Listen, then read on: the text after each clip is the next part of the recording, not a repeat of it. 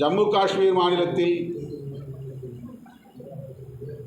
அரசமைப்பு சட்டம் வழங்குகிற சிறப்பு உரிமைகள் இத்தனை காலம் பாதுகாக்கப்பட்டு வந்தன. அந்த மாநிலங்கள்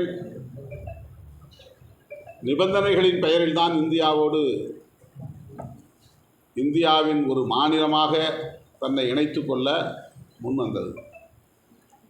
அந்த நிபந்தனைகளின் அடிப்படையில் தான் அரசமைப்பு சட்டம் உறுப்பு எண் 370 உருவாக்கப்பட்டது. ஆனால் வரலாற்றை முற்றாக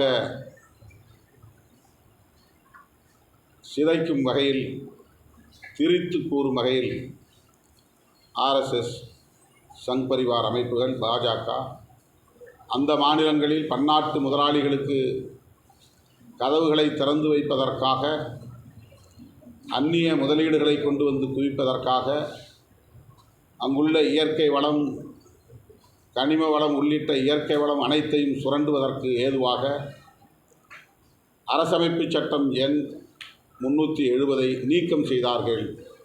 இது இஸ்லாமியர்களுக்கு எதிரான நடவடிக்கை. அதனால் அது அரசமைப்பு சட்டத்திற்கும் எதிரான நடவடிக்கை.